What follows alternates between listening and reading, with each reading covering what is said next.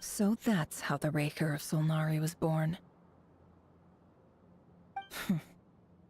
A monster created by circumstance is a monster all the same. Viewing other people's thoughts for too long can get uncomfortable.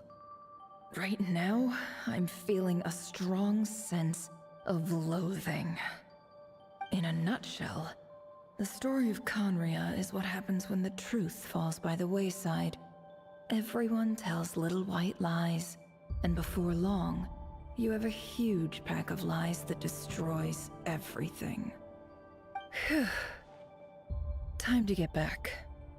His past is filled with sorrow, but the tale of any fallen civilization is one of endless tragedy. Cruel as it may be, that was Conria's fate.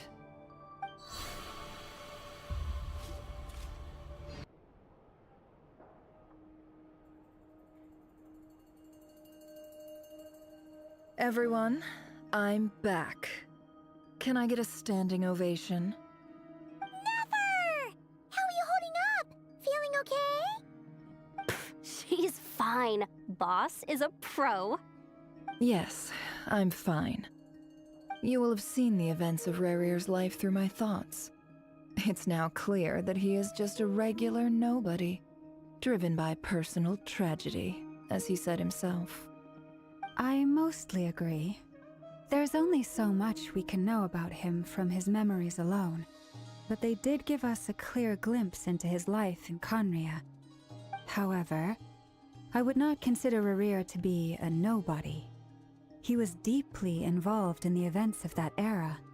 Yet, when the catastrophe of a generation strikes, nobody is safe.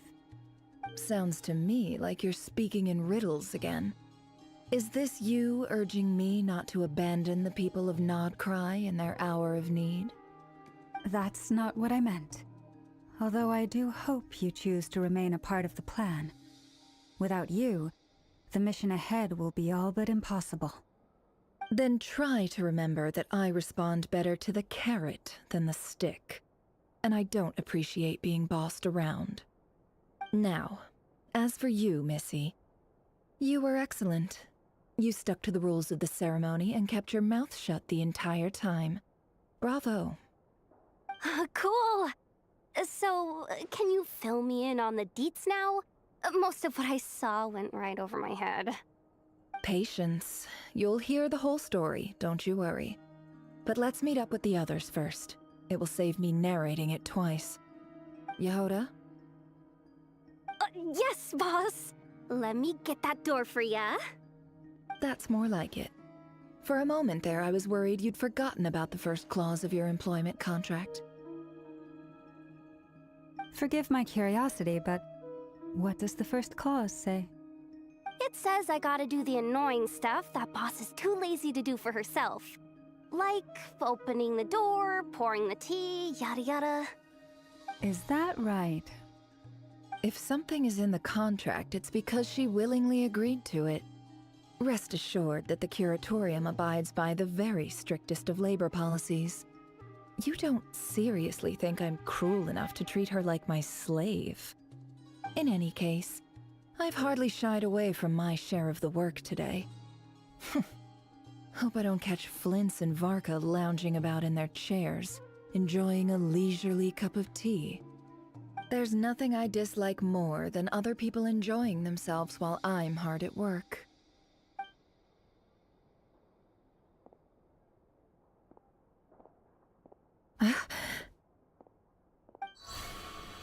Oh no. Sorry to disturb you, but we seem to have run into some trouble. Evidently so.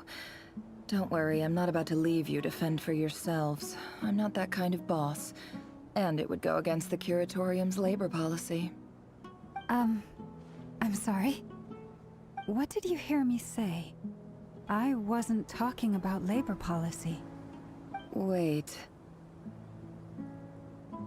How long have I been standing here? Not long. You just appeared by the door a moment ago.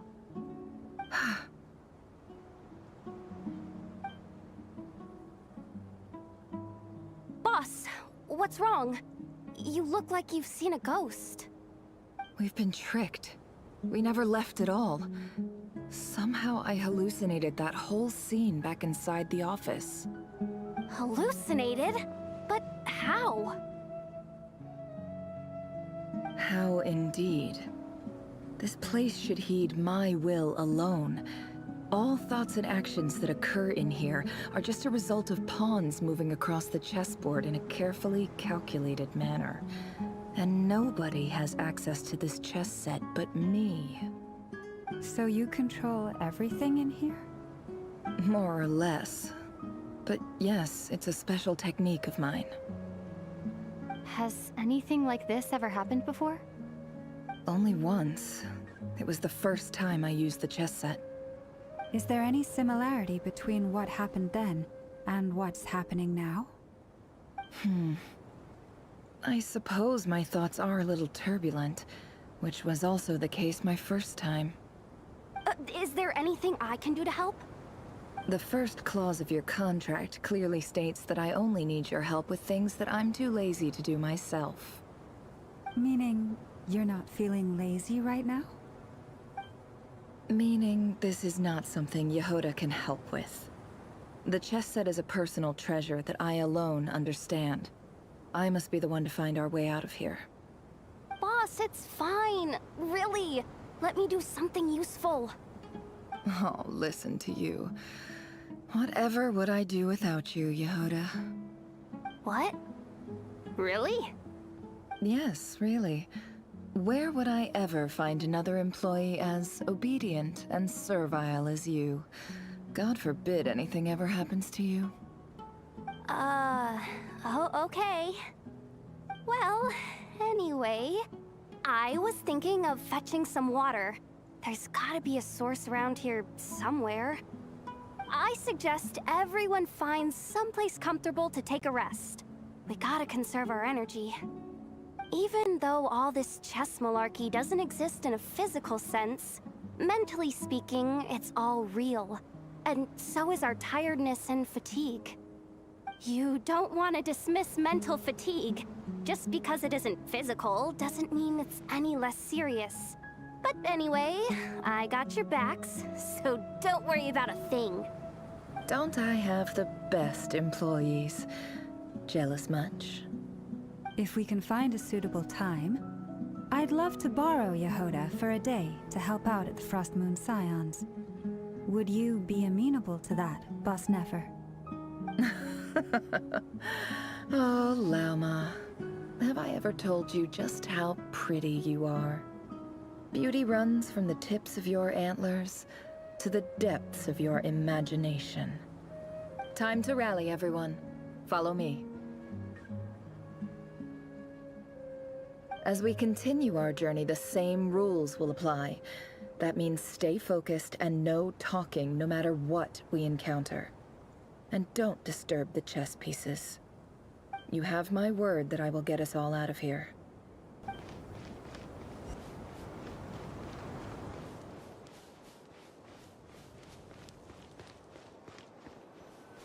This place looks familiar. That's not a good sign. There's someone up ahead. I wasn't expecting visitors at this hour. Wait, is that? Oh, it's him. There you are!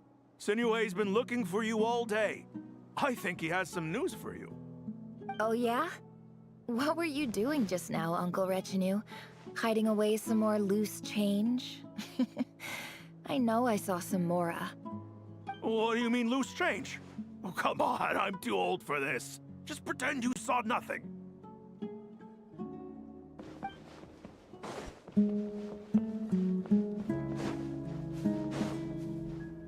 Hey, kid. Mind telling me what Sinuhe's been up to recently? I'm trying to get in his good books and I need a way in. Get in his good books? Why? What do you want with my dad, Uncle Apepi? I've written a new song. I was hoping to showcase it at the next festival, but I'll need his approval. A new song, huh? I'd love to stay and listen, but unfortunately, Uncle Retinue says my dad's looking for me. Well, there's plenty of time and I'm not going anywhere. See that pile of stones? I'll be sitting there warming up my vocal cords. Come find me when you're done. Pile of stones. Got it.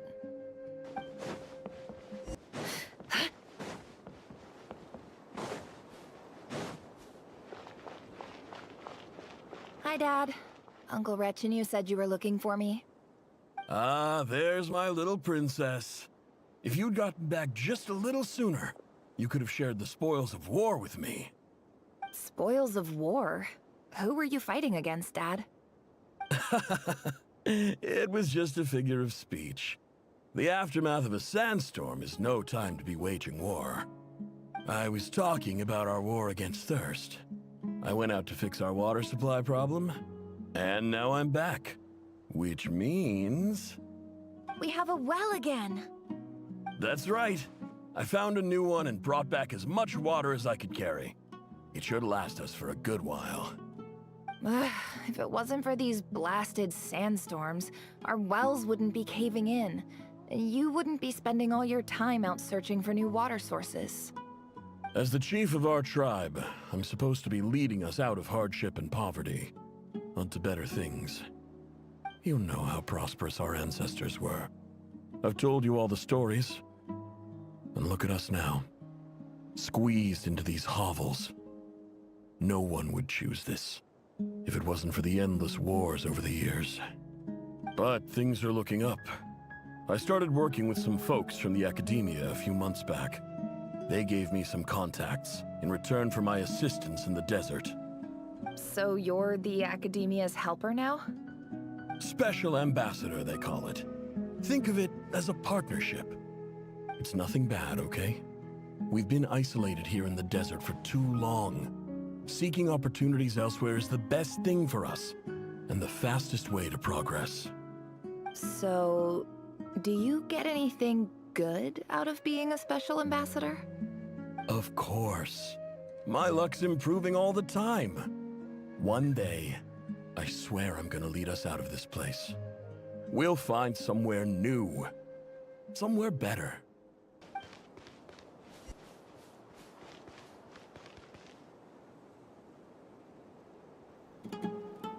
That's our well, and you know it. You stole from us. Well, you've gone from chief to thief, and now you have to face the consequences. Did you really think you could take our water without permission and get away with it? You're either brave, stupid, or both. And that Special Ambassador Act? Yeah, nice try. We spoke to the academia. They said it was all news to them. You're a liar and a cheat!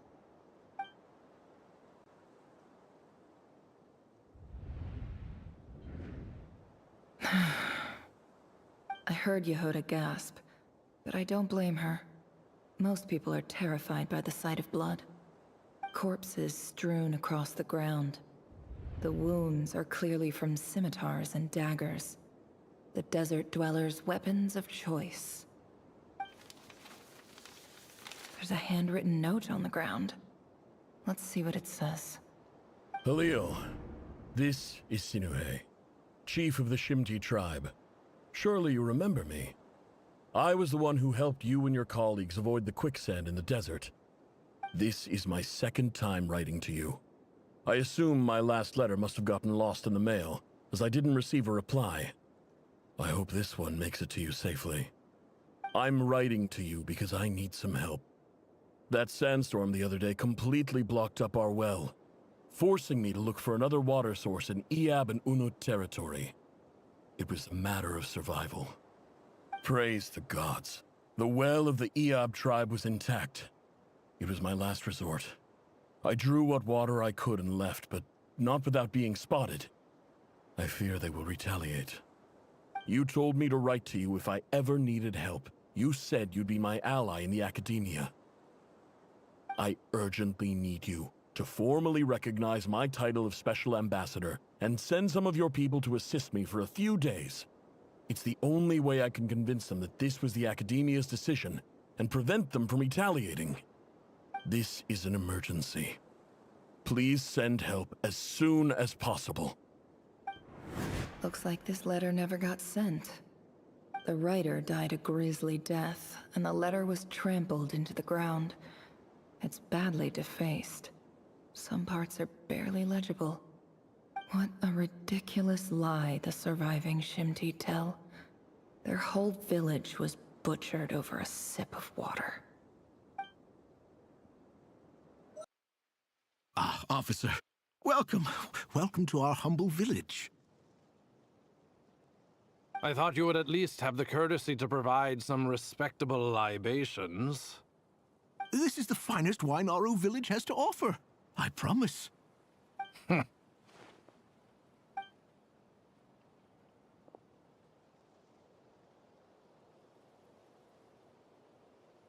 The Academia has agreed to reserve a single space for a candidate from your village. But I remain skeptical of this entire endeavor. I highly doubt anyone in this desert possesses serious academic potential. Please, have faith. If not in us, then in our God. The child we found shows great promise. I beg you, take her away from this place. Give her a chance. Don't let her talent go to waste. I don't recognize her. New arrival? She showed up here a few days ago and we took her in. She's a really bright kid. Please help. I'm begging you. So, where are you from? Nowhere special. Just a sand dune. What about the rest of your family? How many of you are there? Just the one. It's only you? Correct. So, no brothers, no sisters, no mother or father? Any who have slept on a bed of sand, I call my brothers and my sisters. Apart from that, I have no family. All right. Get over here. Sign your name on the form.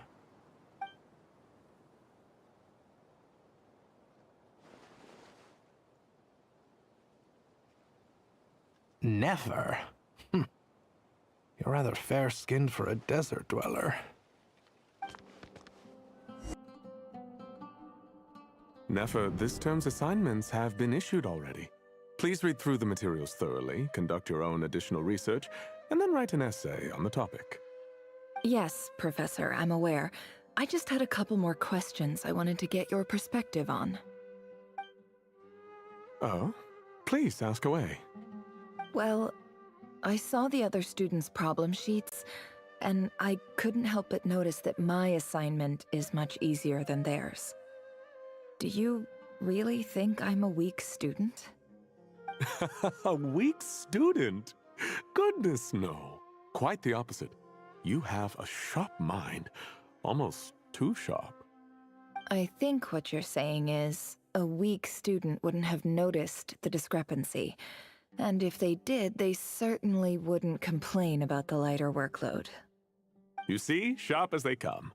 You see things the way they are, and I'm sure you know why they're like that. Because of where I come from. Because I'm different. I'm sorry, Nefer. I don't like it any more than you do. It's just... Anyway, you said you had a couple of questions. What's the other one? I wanted to check. If someone sent me a letter to the Academia, where do I go to collect it? Ah, your family wrote to you. Well, as long as they put your name on the envelope, someone should hand it right to you. Not exactly. It's not even a recent letter. I was just curious where the mail would end up if no one collects it. The House of Dana, I expect. I know there's a box for unclaimed mail somewhere in there, probably sitting on a shelf. Whatever you're looking for, that'd be the place to start. Okay, got it. Thank you, Professor. Oh, don't mention it. Honestly, I feel like I failed you. I'm supposed to be your teacher, but I haven't taught you anything. Hey, don't say that. You're a great teacher, and you do your best for all your students. But the rules are the rules. You're not allowed to teach students like me. It's not just the academia either. The whole world bends over backwards for the successful and leaves the losers to suffer and die. Oh, my dear child. Don't tell me you've given up on life already. I haven't. I just think that if you want to make it in this world, you have to find a way to become successful.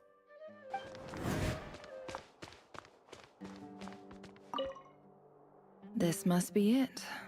A big cardboard box full of unclaimed mail. And probably some letters that ended up here by mistake, too. Let's take a look.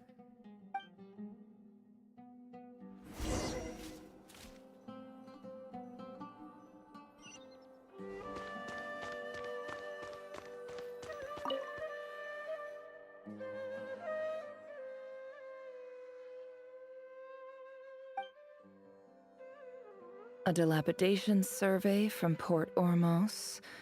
Looks like it's from a Core of 30 representative. What a strange thought. A bunch of mercs losing sleep over rundown buildings.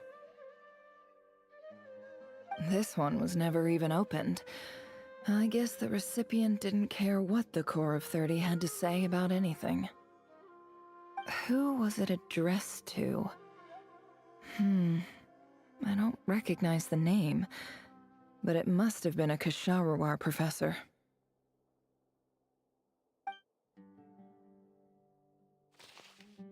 This one is addressed to the Immorta Sage. The title is Changes Observed in Satyavada Life Symptoms. Why do all these letters read like full-blown dissertations? Guided by the incense, we became lost somewhere in the forest. All the barriers between levels of consciousness disappeared as our minds soared around in circles, looking for a branch to seek refuge on. In clinical terms, these symptoms fit the description of incense poisoning. The Immorta Darshan strictly prohibits the use of hallucinogenic substances, but I believe there are still people getting away with it. For example, my neighbor who always breaks out into song and dance after using incense. This seems like something the academia would want to know about. Why wasn't it collected? Wait, what's this written on the back? It's so small. The note says, the sender authored this letter while under the influence of mushrooms. I would send it back, but no return address was provided. Stamped by the Grand Conservator of the House of Dana.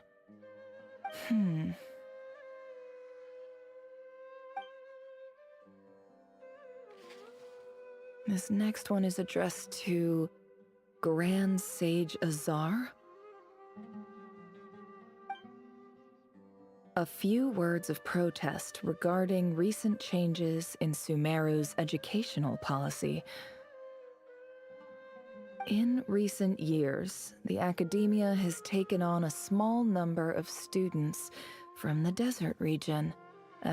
However, it appears to me that these students have not, in fact, been provided with educational opportunities that are, in any meaningful sense, equal to those enjoyed by their peers. As well as receiving dumbed-down assignments and perfunctory tutoring, they do not even have full access to the Akasha system. Education is the fundamental purpose of this institution, which should go without saying in a nation whose founding virtues are knowledge and wisdom. I ask you, is the lip service we pay to the policy of education for desert students truly the standard of pedagogy to which the academia aspires? As Grand Sage, policy decisions are your prerogative, but do not forget your roots. You and I were once students too, as was everyone else in this institution. I do hope you will give some serious attention to this matter. I encourage you to discuss issues like this with myself and others, and listen to some alternative opinions. Great letter. Shame it didn't get to where it needed to go. And the sender is... Huh? Sage Cyrus of Spontamod.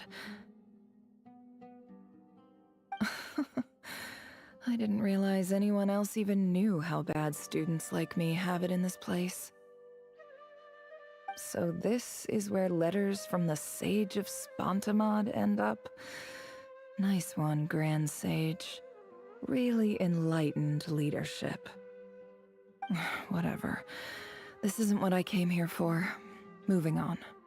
I'm not exactly holding out hope that a letter sent from the desert would even make it here. But if it did, where else would it end up if not in this box? I can't believe how much discarded mail there is. Must have been years since someone last went through it all. And I don't believe for 1 second that any human being has sat down and read through all the documents in this place. Who has that much free time on their hands? Wait, could this be it?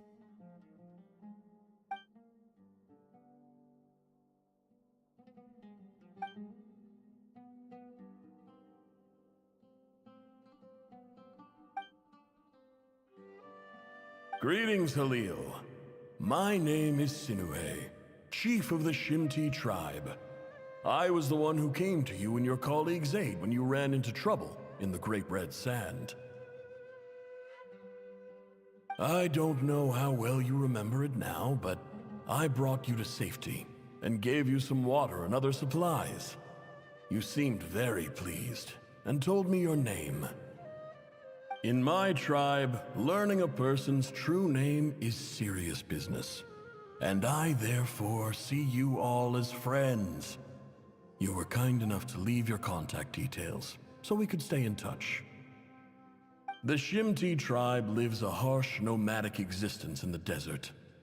You were sympathetic towards my plight, promising to make me a special ambassador of the academia and help us find a way to make a better living. This brings me to my reason for writing. Our tribe has fallen on particularly hard times, and I would like to ask for your assistance. There was a terrible sandstorm a few days ago, which blocked up the well in our land. To ensure my people's survival, I had no choice but to venture into Iyab and Unut territory in search of an alternate water source. The Iyab and Unut are descended from the Thamudians, while we trace our ancestry to Tulatala. We worship the Lord of Flowers and have had relatively good relations with our fellow tribes up until now. I found a well belonging to the Iyab tribe. They declined to help us, but I really had no other option, so I took some water to keep me and my tribe alive. My actions are certain to incur their wrath. When we met, you assured me that you would be my ally in the academia. I would like to take you up on that offer, because I really need your help. I wonder if you could send an academia representative to meet with me. That aside, the last time you were here, you mentioned that the academia had started accepting students from the desert, and I told you a little about my daughter, Nefers. We have next to no resources here in the desert, and my power and influence are limited. Would you consider enrolling my daughter at the academia? She is a smart girl. I know she won't disappoint you.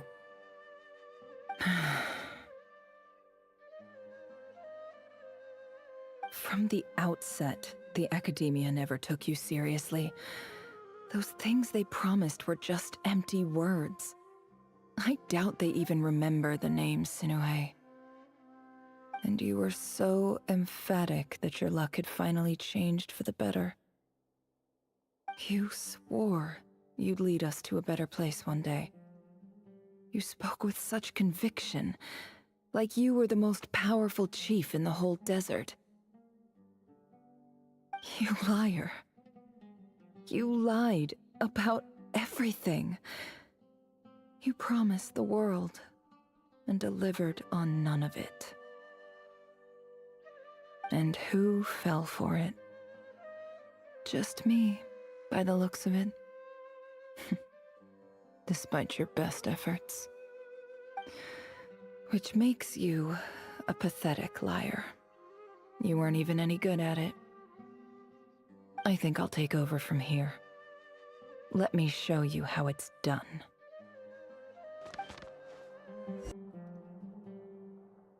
I just came to say goodbye.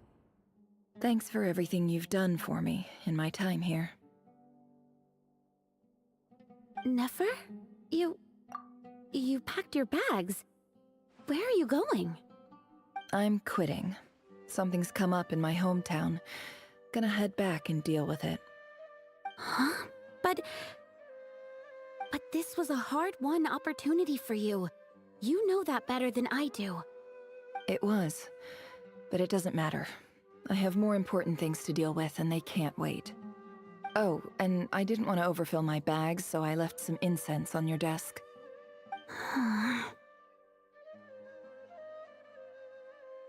What's wrong? I thought you liked incense. Although, I did read somewhere in the House of Dana that it has hallucinogenic effects. Don't use it all at once, alright? Isn't this the stuff you brought from your hometown? You're just letting me have it? But you said it's a rare and valuable commodity. Yeah, about that. I lied. It's not rare at all. There's this bunch of ruins near my hometown that are practically overgrown with this plant.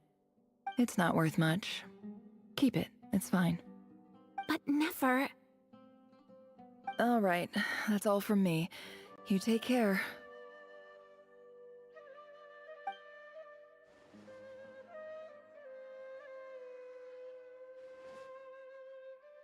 Don't forget me, okay? I mean, we're more than just classmates, right? We're friends.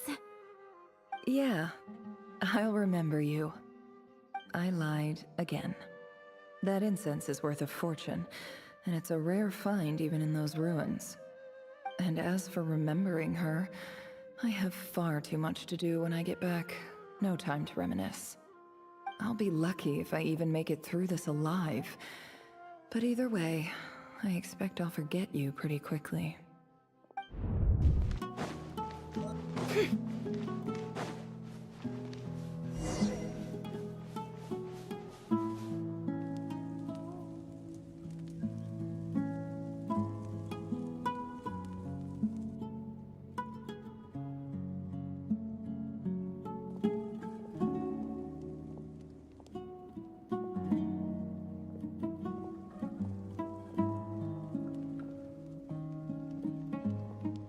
It's a pleasure to meet you, Mr. Arif. So, what does the Academia want? Since they've sent their special ambassador, I assume there's a big business deal to be made. If not, I'd be very disappointed. Please, sir, lower your blade. You're lucky I'm the one they sent. Not all special ambassadors share my admiration for the Iab people. The ever-shifting balance of power in the desert reduced the once great civilizations of this region to rubble and sand. But the story of the Iab has a very different trajectory. Others grew weak, but you grew strong, beginning in obscurity and moving to prosperity. You're the only ones who defied the trend. Huh. So, you do know who you're dealing with? This well is the perfect symbol of your strength, is it not? It used to belong to the Unut, but it looks like you have control over it now. You're not wrong. But I'm sure you didn't come all this way just to flatter us. Of course not. I came to bring you some very good news. Some information that recently came to light, which might just be your ticket to freedom.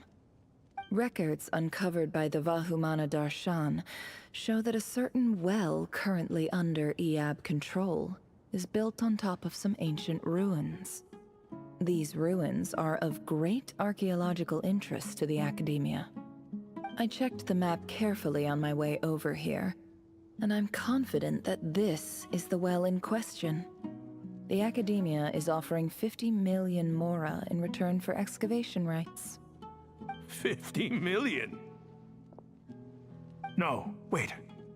If these ruins are as important as you say, 50 million's a little low, don't you think? Don't get greedy, Eab. We know far more than you think. We know that you seized this well by force. Wasn't that the first step in your rise to power? To drive away the Unut and steal their water supply? So what if it was?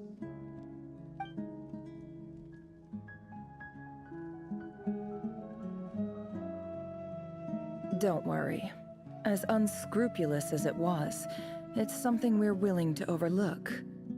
The Academia is only interested in dealing with the de facto power holders in the region.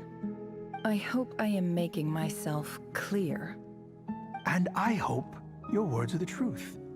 If I find out the Academia is trying to play me, I'll hunt down every one of your people and make you watch as I cut their heads off one by one.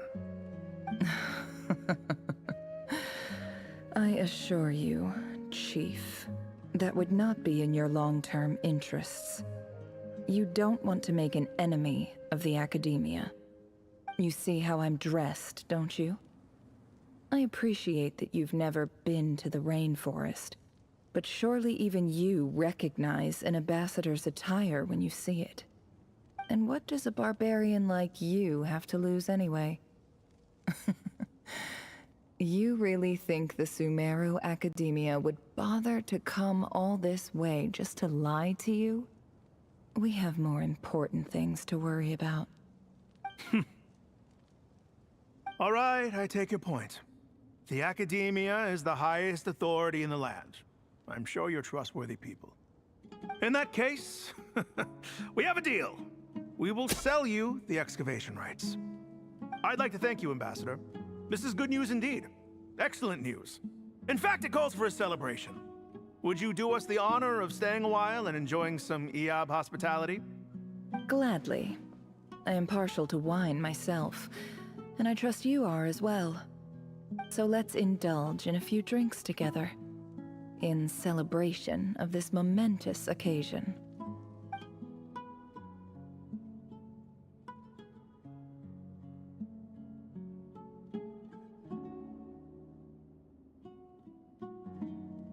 Chief! Chief, it's an emergency! It's the Unut. They've taken the well. What?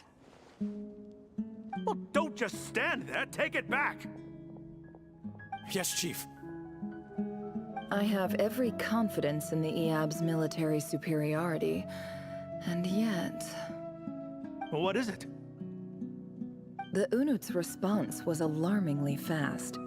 The day after we reach a deal, they seize the well. This can't be a coincidence. Perhaps there is a traitor in your midst. I don't think so. I am obliged to remind you, Chief, that the Academia will only deal with the de facto power holders. If you cannot regain control over the well, I'm afraid you won't see a single mora of that 50 million. No! Please, Ambassador, just give me some time. I swear the Unut will not get away with this. That well is ours, and so is the mora. Glad to hear it. I will wait here for an update. If there is a traitor, I will find them. In the meantime, make yourself at home. I'll report back as soon as I have an update. Much obliged. Wow. All it took was a few words and I've got him wrapped around my finger. What an amazing feeling. So, in summary, Ambassador, The Academia would rather negotiate with our tribe instead of the Eab, yes? The Eab are ruthless murderers who don't listen to reason. And now they have the gall to interfere in our research projects in the desert region. So let me ask you, Chief.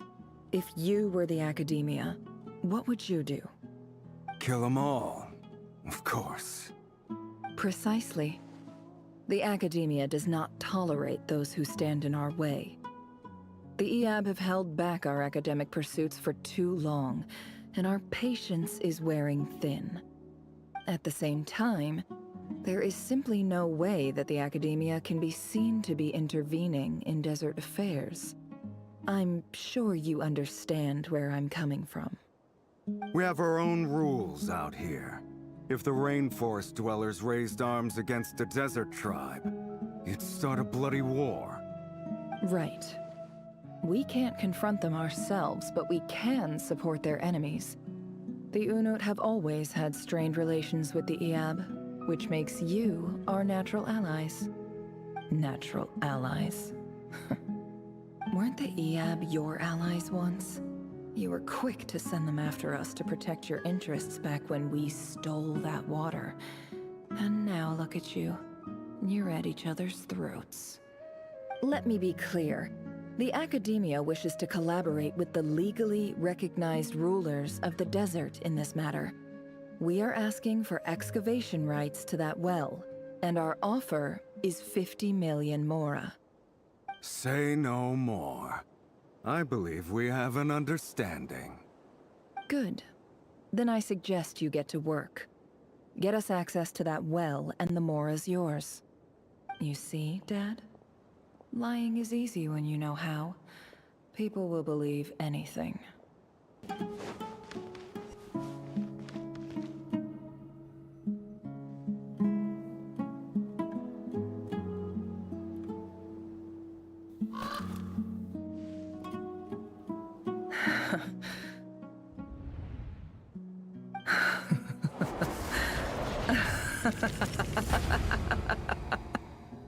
Look at yourselves. You may be vile, savage monsters, but your butchered bodies bleed like any others. You're no different. You're nothing special at all. The monsters who destroyed my home, they're just ordinary, petty human beings. What a joke. I think we're even now. Maybe I've even done the desert a favor. It's a better place without all these people around. Oh, Sinuhe, my gullible fool of a father. Perhaps if you'd been as ruthless as I was today, our tribespeople would still be alive. In this dog-eat-dog world, a chief needs to be tough to survive. But you couldn't do what had to be done. So I did it for you. Nefer, it's okay. All of this is in the past now. I believe I remember you promising to remain silent. Yeah, but even so... Yehoda, is there anything you can do to ease the tension? Alright, time for a sharp turn onto a completely different topic. So, anyway, that's enough of that. When are we getting out of this place? Feels like we've been walking forever. I'm getting pretty tired. Oh, Alma, you tired? Yes. If we can find somewhere to sit down, I could certainly do with a rest. It's not far now. There should be a temple just up ahead. Yes. Really? A temple? That's where this story ends? I guess that's how things go in the desert. Desert dwellers can never escape their destiny. Or so everyone says. I never wanted to believe it, but looking back now, I'm as desert as they come. You mentioned a temple. What's waiting for us there? My biggest trade secret of all. Ah. Then I'm guessing it's where you got your power from. The power to peer into other people's minds. I didn't know you were clued up on any other religions. I'm no expert in the history of Sumeru, but since you come from the desert, I would imagine it has something to do with King Deshret. Sounds impressive. Ah, I know who you mean. General Mahamatra Sino.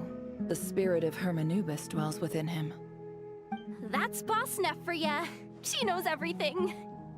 Sino's hardly a figure of obscurity, but I know about Sethos too. What about him? Is he a big deal or something? Well, he's not a small deal, let's put it that way. Please, this is the bare-bone basics. Save the flattery. Thanks for your patience, everyone. I'm sure it's been a lot to take in. With any luck, that's our exit just up ahead.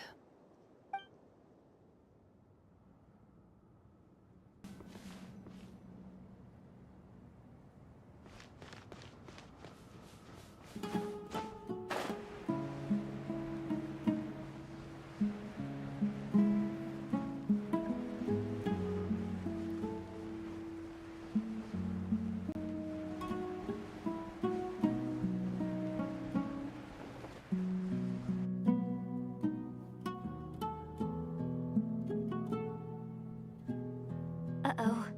Uh-oh. Uh-oh. I'm totally out of my depth here. I don't have anything to add about any of this stuff. Like, look at that statue, for instance. I want to do the whole name-dropping, this girl knows her stuff thing too, but I've never seen anything like it before. A statue with the head of a bird.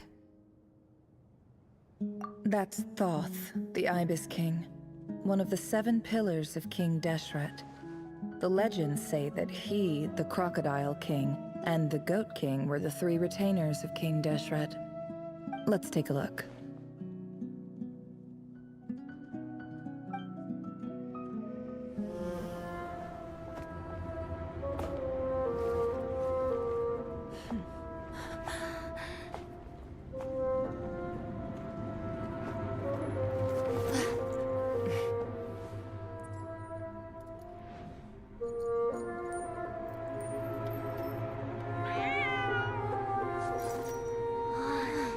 It's just Ashru.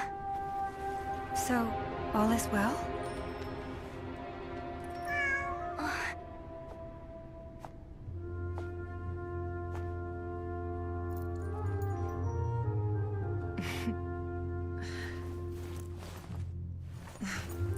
Typically speaking, at this point, the world disintegrates. Then we find ourselves back in the outside world. Besides, these are my memories. There's nothing to fear. You're sure? Of course. It's almost over.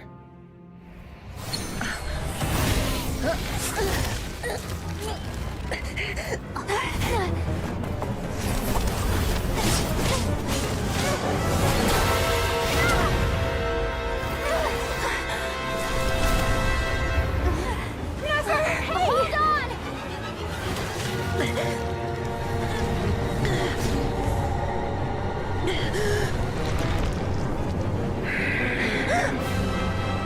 Knowing too much is always a death sentence.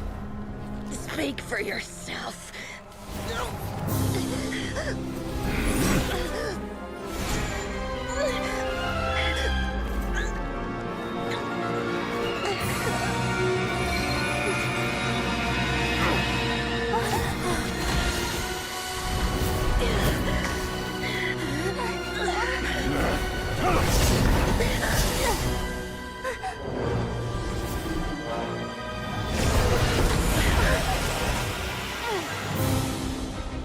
How repulsive.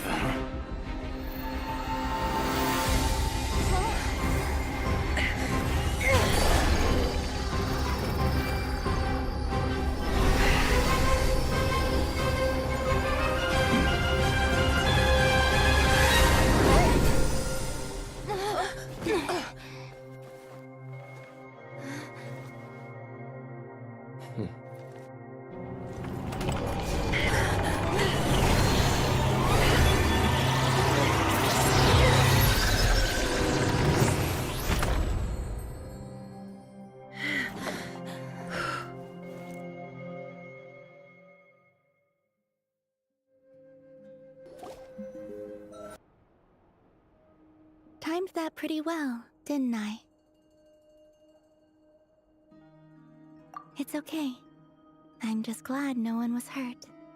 Paimon noticed you doing something too, Dainsleif. Were you helping get them out?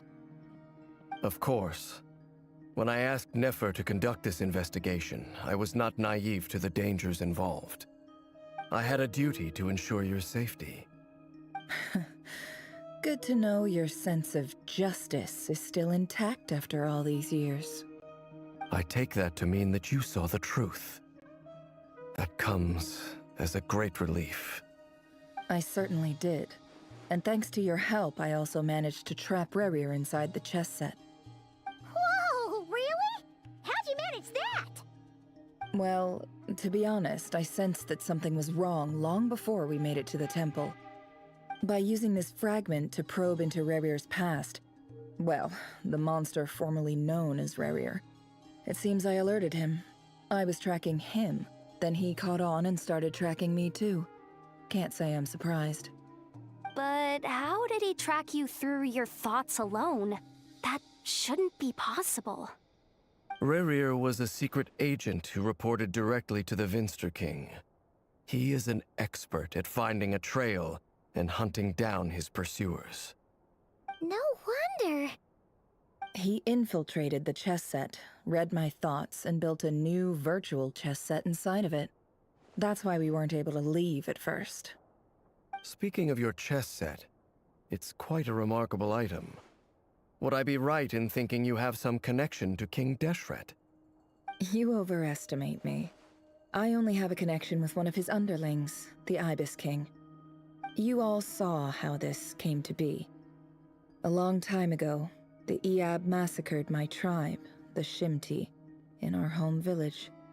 A few years later, I enrolled in the academia, where some new information came to light. The Unut and the Iab fought a bitter battle over the rights to a well, all for the sake of a non-existent 50 million mora. The Iab ultimately won that confrontation, but their victory came at the cost of almost every warrior in the tribe. The final blow to the Iab came at the victory feast, when an Unut assassin beheaded their chief right before my eyes. The remaining Iab fled and have been scattered to the winds ever since. Having gotten my revenge, I returned to my hometown, where to my surprise, the nearby temple was still standing. There it was, seemingly immune to the relentless hostility of the desert, while my tribal home lay in ruins. As I stood there gazing at the temple, I noticed a cat just outside. This cat, as it turned out, was home to the spirit of the Ibis King. He led me to a gate deep inside the temple, and there he made a deal with me. This chess set is my gift from the Ibis King. The chessboard within is made to the same specifications as the one in the mausoleum of King Deshret, and represents his power of piercing analysis. With this chessboard in its container, I gained a certain ability to perceive hidden secrets. Now, you could conclude that the Ibis King simply wanted to give the people of this world the power to seek the truth, but I don't believe that's the full story. Every god plays favorites. Their hearts are as fickle as any human's, full of secrets, perversions, egotistical tendencies. But precious few gods are willing to admit this. It is the same with all powerful forces, including fate itself. Their gaze falls preferentially upon a select few. As you rightly point out, this is an act of favoritism. If you're alluding to the Abyss, then yes, I agree. Gather the others. It's time to share everything I've learned.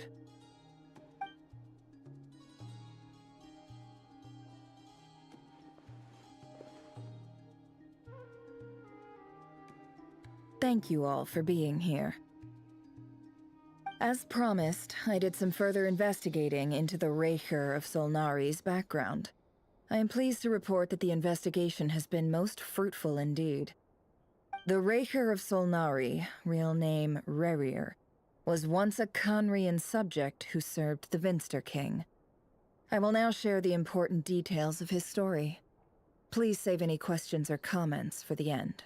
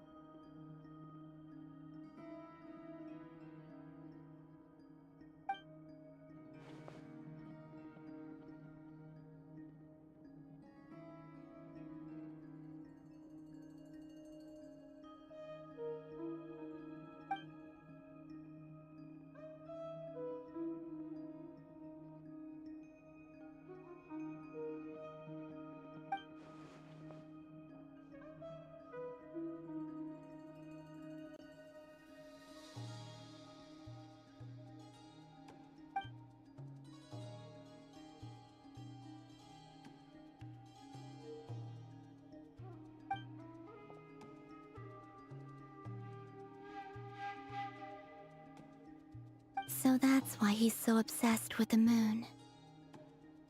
A tragic tale, to be sure. But it does not excuse his many transgressions.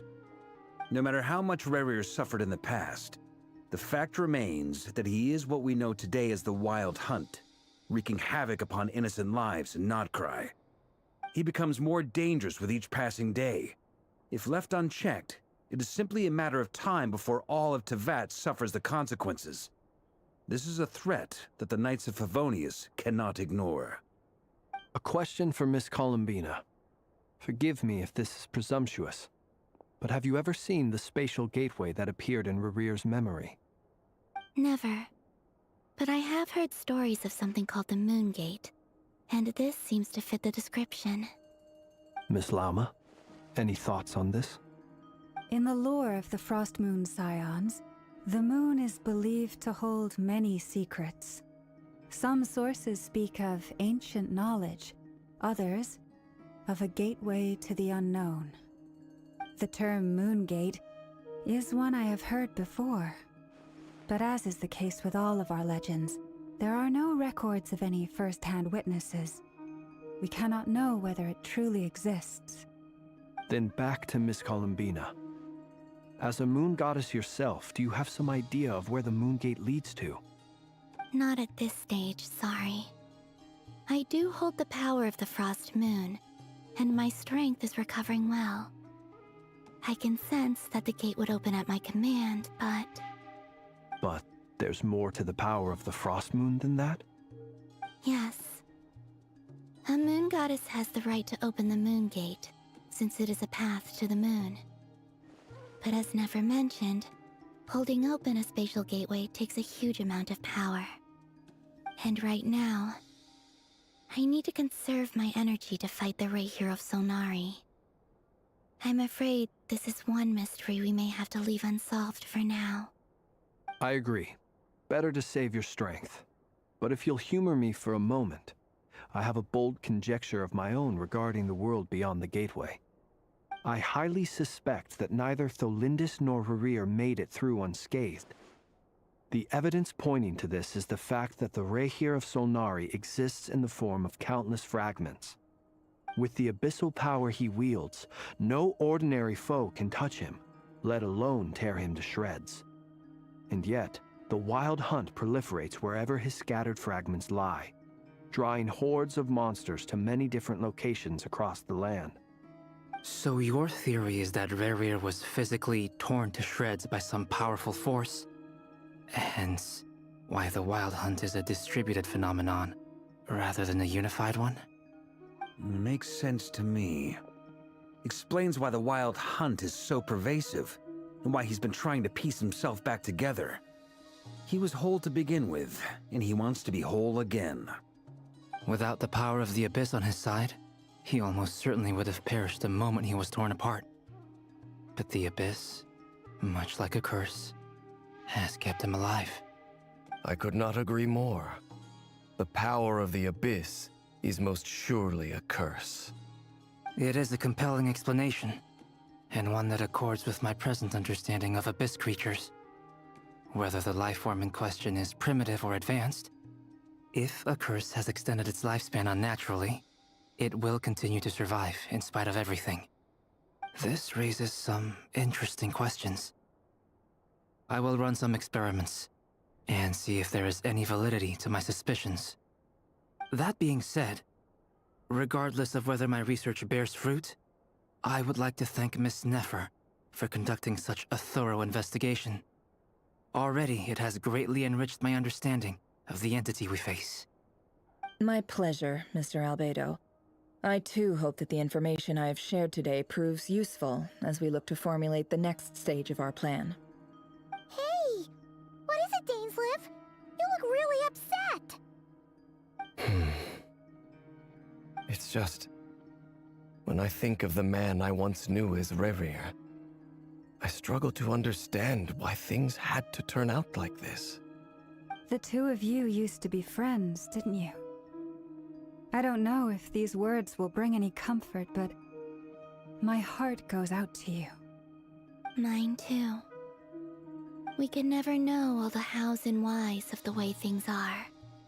The moon and stars are full of untold secrets and lies, and the skies are host to many more mysteries than these alone. Yet, none of that can begin to compare with the complexity of human life. Those are the first comforting words I've heard in a long time. Thank you, both. Well, I think this is a good place to end today's meeting.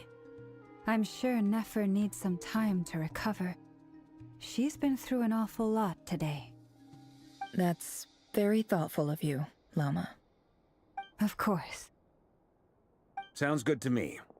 Take some time to rest and digest before we reconvene to nail down a plan.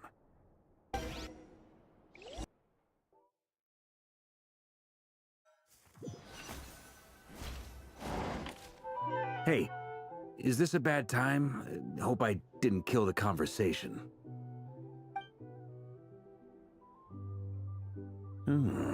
Nice room. Oh, I'm not coming in, though. Why not? It's just a hotel room. If it's all the same, I'll just stay out here. I might not look the part, but I'm technically a knight. Barging into people's private quarters isn't the kind of thing we do.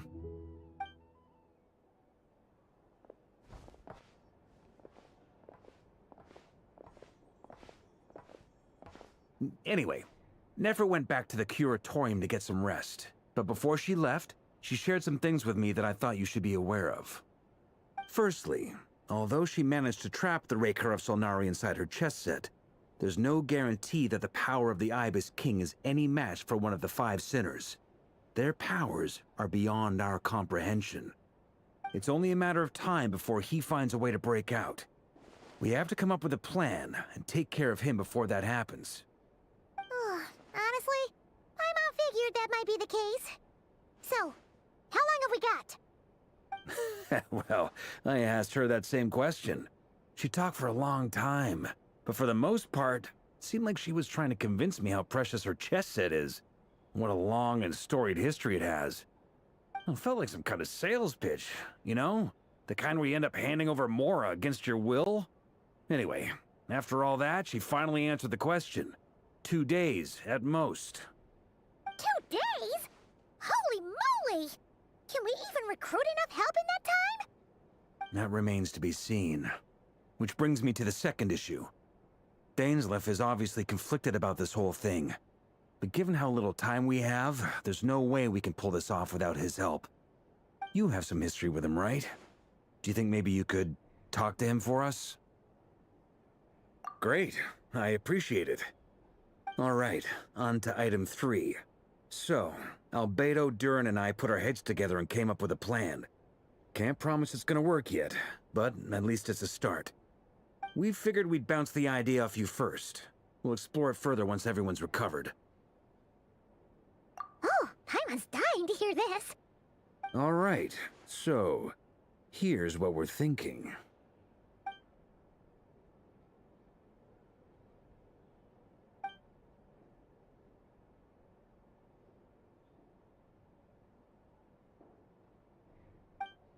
we felt a little uneasy about roping you into this. I mean, firstly, you're not locals, and secondly, none of us are your boss. You're well within your rights to refuse if you so choose. Roping us in? Why would you even say that? We know the stakes here. It's all of us against the Rayher of Solnari, or none of us stand a chance. I choose my words very intentionally, I'll have you know. I like to think there's an art to striking a down-to-earth tone even when the stakes are through the roof. Sir Varka, I have a few thoughts about this plan. I'm all ears. I think we can be more flexible with how the roles are allocated. In my view, the most sensible lineup would be like this.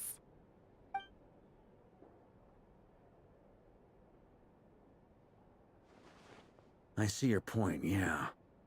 But if that's how we're going to approach this, you'd better make sure you're ready. To be clear, I don't doubt your abilities. Far from it. I just want to make sure. Are you really willing to take all this on? I want to do everything within my power. The Rayher of Solnari is a truly fearsome opponent, and if I do my part, it'll greatly reduce the risk for everyone else involved. Well, that tracks with what I've heard. Jean's mentioned in her letters that you're so diligent it's almost abnormal.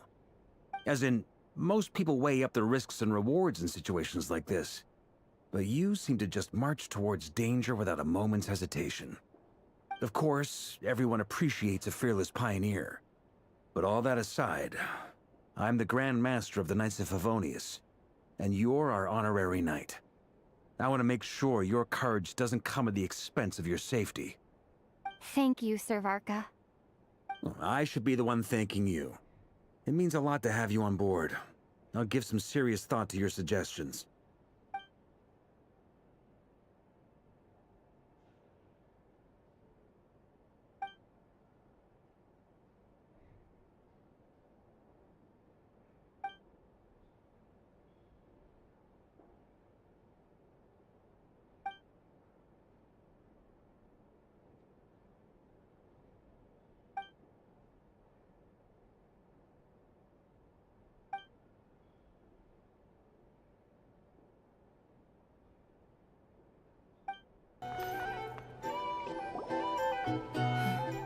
This is a thorough plan, but I do have one last question before we take action. How can we be sure that our enemy won't leave the designated area? Great question. Albedo's been hard at work analyzing Rayher and the Wild Hunt's behavioral patterns. His conclusions are as follows. Firstly, from the earliest known confrontation until now, Rayher has never displayed any ability to manipulate the dimension of space. So it's unlikely he has any power in that domain.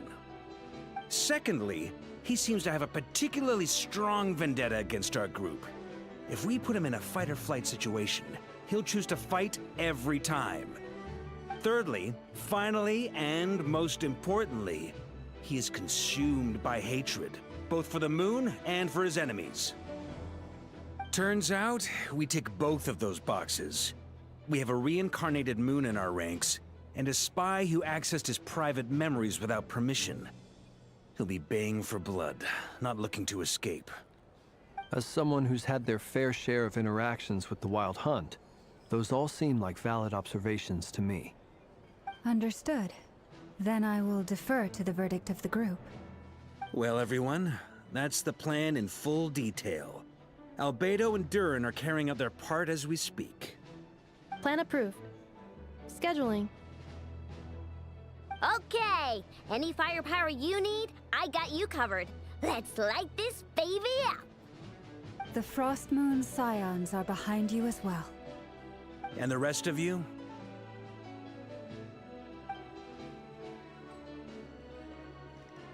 No objections? All right, then it's settled. This is the plan we're going with. Next up, an old tradition of mine. Anyone who wants to back out, now's your chance. Wait, we can still back out of this? Everyone says things they regret, right? I don't want anyone feeling trapped because their mouth said yes before their brain had time to think things through. A very people-first approach. I hear that's common practice in the Knights of Favonius. Heh. Who'd you hear it from? D-Luke? Shh. We don't use people's real names at work. This contact will be known only as Owl, please and thank you. This plan can only work if everyone does their part. Flint's and I will absolutely support it. We shall indeed. You'll be glad you accepted our help. Also, you are the last person I expected to see here, Miss Dory. It's not often I get called Dory in a work context. My peers usually call me Lord Sangama Bay. So, the longer your name, the higher your net worth. Is that the idea here? In that case, Mr. Flint's here must be worth a fortune. That's right, I know your full name. It's... The walls are thin here. I'd appreciate you keeping that a secret. Okay, fine. I'm actually only here as a favor for someone else. Do you have any idea how much it would cost to hire me otherwise? Oh, does this mean someone out there actually has the power to boss Dory around? It most certainly does not. We have a long-standing and mutually beneficial business partnership. She's actually the mom of a friend of yours. Said mom supplied me with a great little trinket, but now that lady's ruined everything. If I don't start building a little goodwill now, my whole business in Nod-Krai is gonna go down the drain! Okay. So what exactly is so special about this pendant? It's a lucky charm that a great mage made for me. We have a business relationship, and she was worried that something bad might happen to me. So, she wanted me to have something that can store power to protect myself with. I finally got it all fully charged up with Kuvaki, and then never went and used it all up at once! Never lost so big in my life! You're right. It was all my fault. I didn't mean to drain all the Kuvaki in the pendant, but I'll make it up to you. You will? Well, in that case, how about you give me your chess set, and we call it even? I knew you'd say that. Well, it's yours if you want it. In fact, take it now, and I'll even throw in a free Raker of Solnari. Deal? You're putting me in a difficult position here. It's a very useful thing to have around, but I have a funny feeling it won't be around much longer. I guess we'll see in a couple of days. Looks like bankruptcy for me. Hey, don't be so pessimistic. See this through and you never know. You might find a new business opportunity on the other side.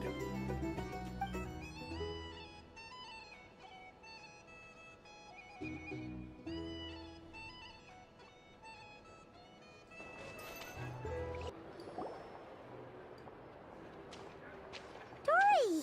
How are things going? Feeling ready? Oh, I was born ready. We only have 2 days. You think Lord Sangama Bay would let an opportunity like this slip by?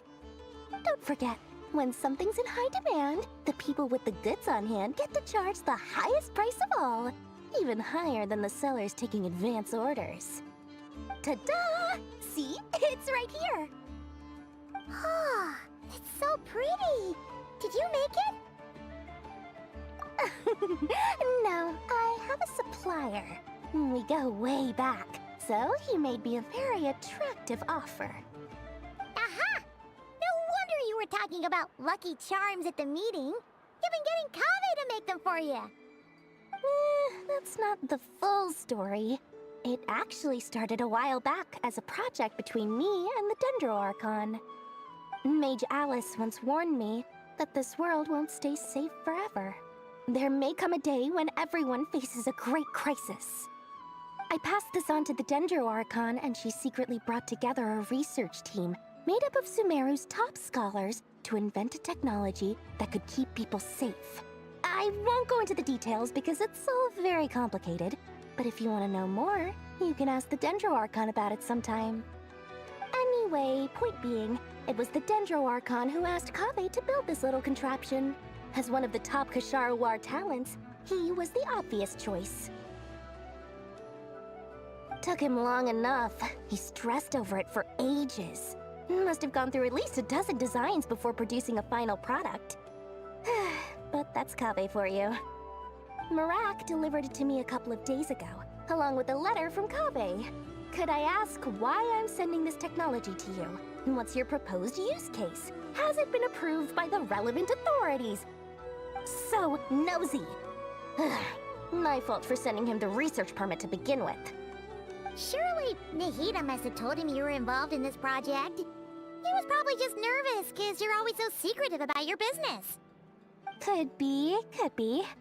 Anyway, I just replied, let's hope there never has to be a use case, because it would involve grave danger. Fair enough. But it sounds like he was just being cautious. He probably felt responsible as the one who made it. Or maybe he was asking as a favor for his housemate. He's done that before.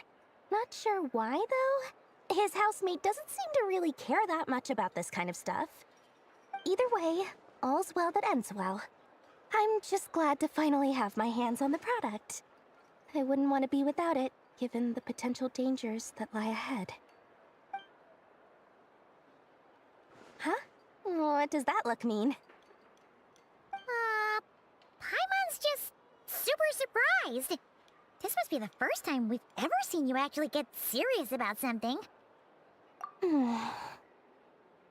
Well, a long time ago, I made a promise to myself. I promised that I was gonna live every day of my life with a big beaming smile. Obviously, Mora plays a big part in that. But there are always gonna be times in life when you have to give something back. That could mean paying back a debt, returning a favor, or showing some kindness. Alice has been a huge help to me over the years. She was the first investor I ever had. And I want my investors to know that Lord Sangamabe is the best in the business. And more than that, no one knows what the future will bring. Whatever happens, I want to make sure the Dendro Archon and all of Sumeru is prepared to face whatever comes. Oh, that? I was just making sure Nefer and I are square. Don't be thinking it was some sort of benevolent act. I'm no saint, so don't treat me like something I'm not. My priority is doing the business that I want to do, so long as my conscience lets me, but it usually does. That's the Lord Sangamabe business model. All right, if you say so. I do say so, and that's the whole point. I'm a businesswoman. Don't go trying to figure out what kind of person I am. You'll exhaust yourself.